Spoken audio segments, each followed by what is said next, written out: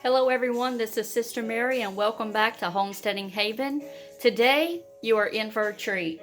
We are going to make some fried onion and cabbage and sausage for dinner, and why don't you come along and enjoy this time together.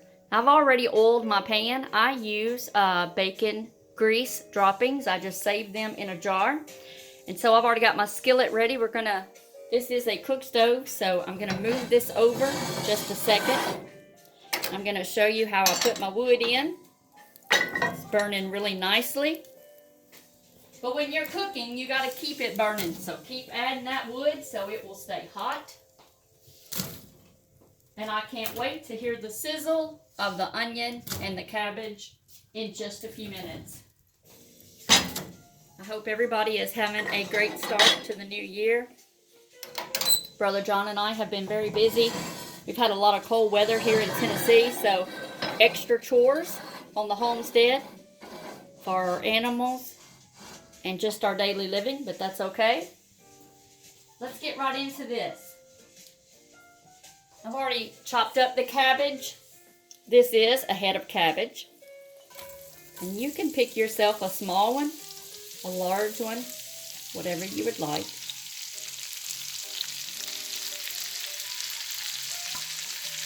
It's quite a bit. So I'm going to go ahead and save that right there for another time.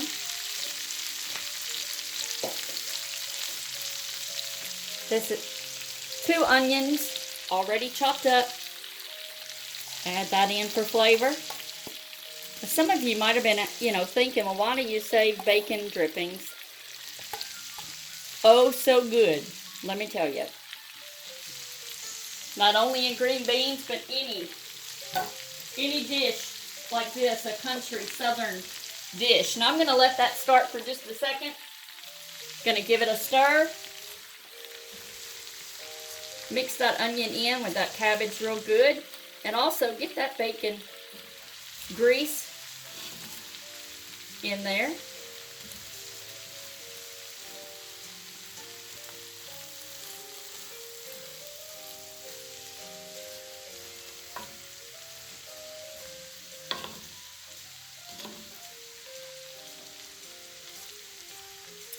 I love to hear that sizzle.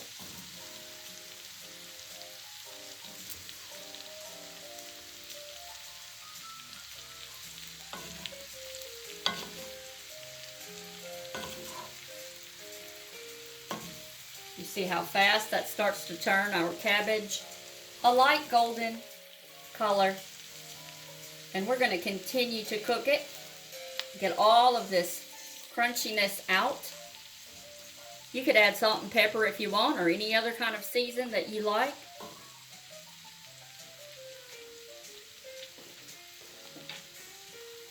I have got mild Italian sausage that I am going to add to this dish, and we have just got this started. So I was debating whether or not I was going to cut it up. I think what I'll do is I will cut these in half, and I will put them around my skillet.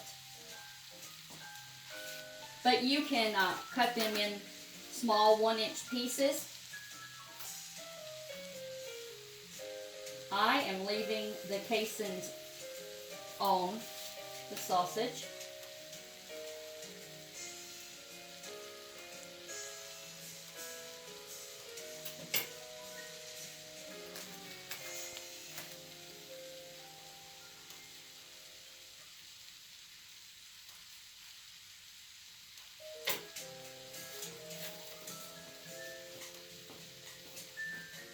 I want my sausage to be on the bottom of the skillet. Let me get my wooden spoon again.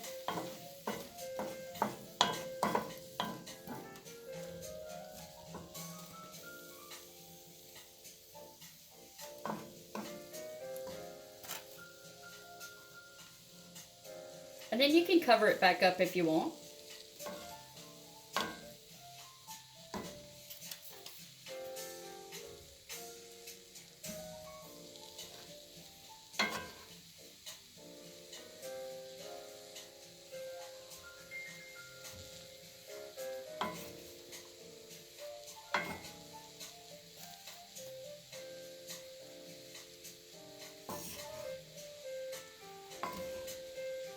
We really got this cabbage piled up, but it is going to be so good.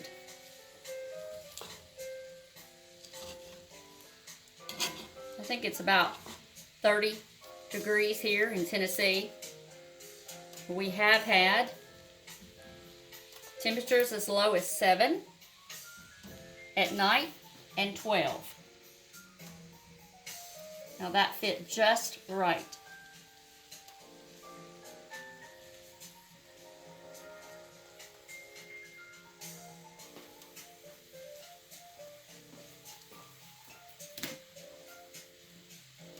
And that is it, my friends. You continue to let that cook. You continue to stir this cabbage right here, because it will turn that nice golden brown. You can already see a little bit right there turning. It's a quick meal. I think it probably takes just as much time to chop and get your skillet hot as it does to cook it. Now I'm remembering my sausage to the side. And we do have a lid that we can put over this. I'm going to check my fire real quick.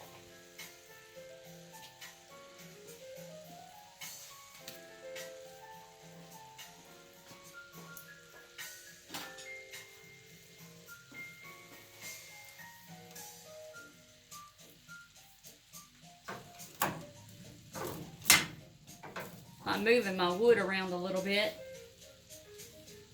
so we know we have a good fire going.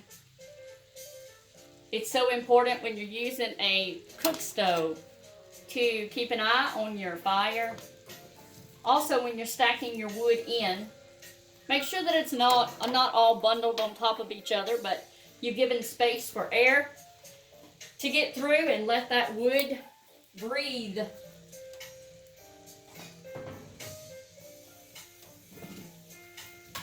Brother John's very good, and I help too keep this wood ready in the wood box.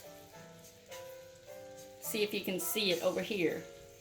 This wood box has to stay full. And there's my fire going. I'm just going to add my wood to this fire.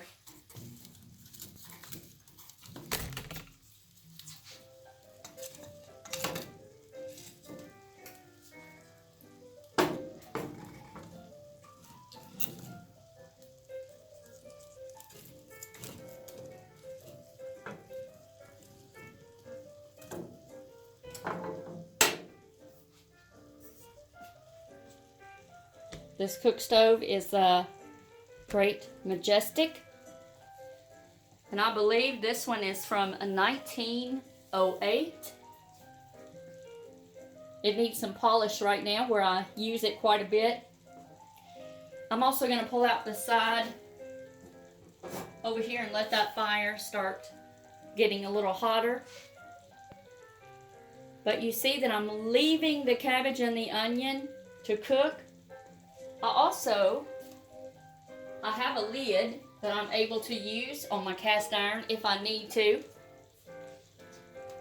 And sometimes if you don't have a lid, you've got another flat cast iron skillet. You can use that too to lay over the top. I am hearing the fire pick up, that roaring sound. Very nice.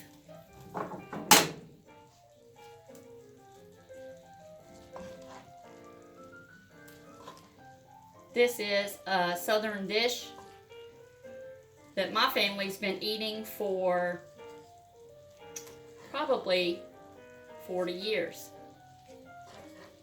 Maybe longer than that, I just don't remember when I was 10. Eating the cabbage, but I know that Brother John and I really like it. It's a good, wholesome, hearty meal. It's good for you.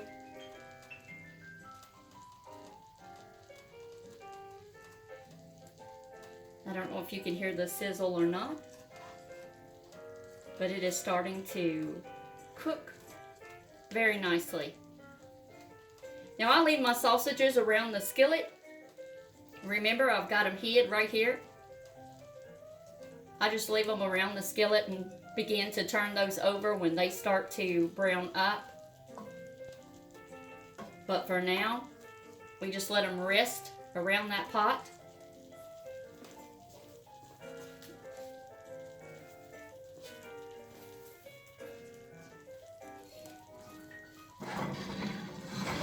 I'm going to move this over just a bit, or move it up. It's pretty hot right there. Good thing about a cook stove is that you have 6 eyes here, or I do on this one, and all of this warms up. So it's not like the traditional stove where you have to keep everything right on the eye. This stove right now is heated up that I could cook on all 6. And I remember one Thanksgiving, not this past, but the one before that, there were pots, I would have like 3 pots on the same run of burners.